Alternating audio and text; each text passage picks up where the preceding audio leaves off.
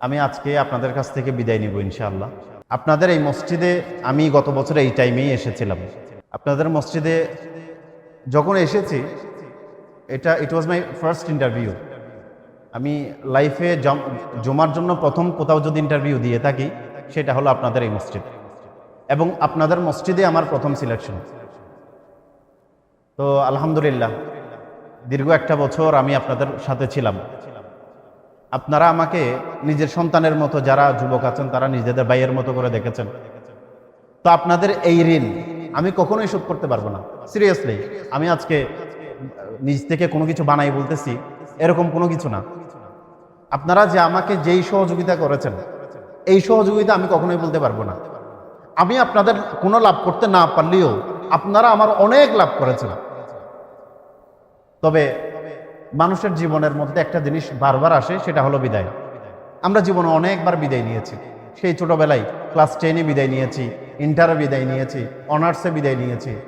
এরপরে বিদায় নিতে নিতে একেবারে কবরে চলে যায়, ঠিক না? তা আমাদের জীবনে বিদায়টা নতুন কোনো কিছু না। মানুষের বিদায় মানেই শেষ নয়, একটা নতুন পর্ব শুরু হয়। তা আমি এখানে কখনো নিজেকে খতিব মনে করি নাই, আমি শুধু আপনাদের সন্তান মনে করেছি। সন্তান যেমন মা বাবার ভাইদের সাথে আলোচনা করে, আমি সেভাবেই আপনাদের সাথে কথাগুলো বলেছিলাম। দীর্ঘ একটা বছর আপনাদের সাথে ছিলাম, অনেক সময় আপনাদের হুকুকাত নষ্ট করেছি। আমি তো আসলে এখানে একদিনেই আসতাম। আমি বৃহস্পতিবার চট্টগ্রাম থেকে আসি, শুক্রবার রাতে চলে যাই।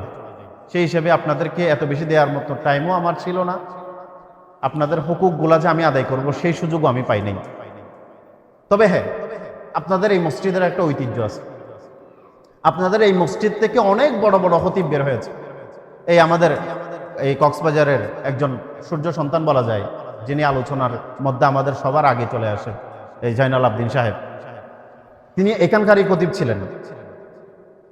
এখান থেকেই তিনি তার যে বক্তব্য দেওয়ার পর্বটা চালু করে তিনি আজকে সবার কাছে পরিচিতি লাভ করেছেন। এবং অনেকে আছে, সাইফুল ইসলাম সাহেব একজন পুরুষকুল আছে, তিনিও এখানকার খতিব ছিলেন। গিয়াসউদ্দিন নুরি সাহেব, তিনিও এখানকার খতিব ছিলেন। তার মানে হলো মোটামুটি কক্সবাজারে যারা আলোড়ন সৃষ্টি করেছে, যারা নিজেদের পরিচয় মানুষের সামনে তুলে ধরেছে, দিন ইসলামের জায়গায় কাজ করতেছে, সবার সাথে এই সনকুলা কেন্দ্রীয় জামে মসজিদের একটা সংশ্লিষ্টতা আছে। তো আল্লাহ পাক রব্বুল আলামিন আমাকেও কবুল করেছিলেন, আপনাদের মাঝে আমি একটা বছর ছিলাম। তো আল্লাহ তাআলা আমার জন্য অন্য একটা জায়গায় রিজিক তৈরি করে রেখেছেন, এই কক্সবাজার ফায়ার সার্ভিস জামে মসজিদ। আপনাদের দোয়াই এবং ভালোবাসাই সেখানেই আমার দ্বিতীয় ইন্টারভিউ ছিল।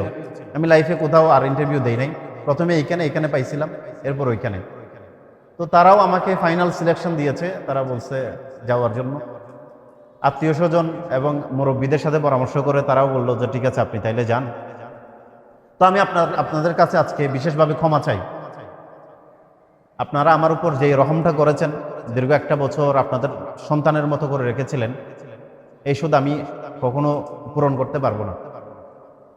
আর শেষে কয়েকটা কথা বলি।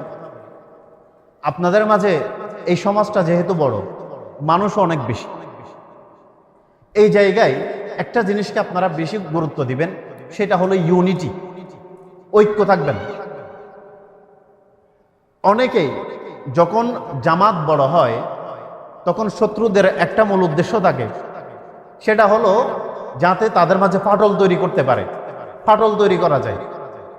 এই মসজিদটা যেহেতু কেন্দ্রীয় জামে মসজিদ, সেই হিসাবে এখানকার মুসল্লি এবং পরিবারও অনেক বেশি। আপনারা এই জায়গায় কখনো অনৈক্য তৈরি করবেন না, সবাই ঐক্য হয়ে থাকবেন, ঐক্যবদ্ধ হয়ে থাকবেন। এখন ঐক্যবদ্ধ হয়ে থাকতে গেলে কয়েকটা জিনিসকে সবচেয়ে বেশি গুরুত্ব দিতে হবে। এক নাম্বার, সমালোচনা থেকে নিজেকে দূরে রাখা। যেই জায়গায় সমালোচনা থাকবে, সেই জায়গায় ঐক্য থাকতে পারে না। সেই জন্য সমালোচনা করবেন না। কোনো জায়গায় যদি সমস্যা দেখেন, যারা দায়িত্বশীল আছে তাদের কাছে গিয়ে জিনিসগুলো আপনারা শুরু করবেন যে এখানে এই অসুবিধাগুলো আছে, আপনি এটা সলভ করেন। আপনি যদি সলভ করতে না পারেন, তাইলে এমন একটা বিষয় সমাজের মানুষের সামনে এটা পেশ করেন, সমাধান কি হতে পারে, এভাবে পেশ করেন। মনে করবেন, একটা জিনিস মাথায় রাখবেন সবসময়, অনৈক্য তৈরি করে ফাটল তৈরি করা ছাড়া সমাধান কখনোই পাওয়া যায় না। আজকে মুসলিম উম্মাহ, আপনারা তো আজকে জানেন স্পেনের ইতিহাস, স্পেন মুসলমানদের দেশ ছিল। স্পেন ধ্বংস হওয়ার পিছনে কারণ কি? অনৈক্য। যে খেলাফত আব্বাসিয়া ধ্বংস হয়েছে, কারণ কি? অনৈক্য হয়েছিল, ঐক্য তাদের মাঝে কাজ করতে পারে নাই।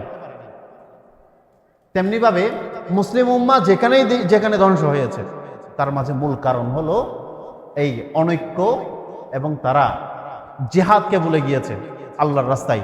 ইবনে তাইমিয়া বলেছিলেন এটা মুসলিম উম্মাহর অধঃপতনের দুইটা কারণ, এক নম্বর তারা জিহাদ ভুলে গিয়েছে, আর একটা হলো ঐক্য তাদের মাঝে নাই।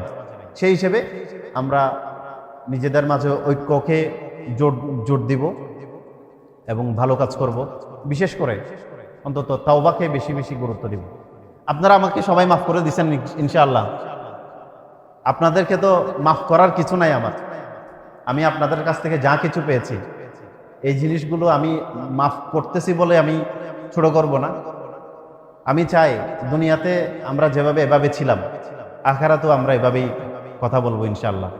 আল্লাহ পাক রব্বুল আলামিন আমাদের সবাইকে কবুল করুন, বলেন আমিন। ওয়া আখিরু দাওয়ানা আলহামদুলিল্লাহি রাব্বিল আলামিন। আসসালামু আলাইকুম ওয়া রাহমাতুল্লাহ।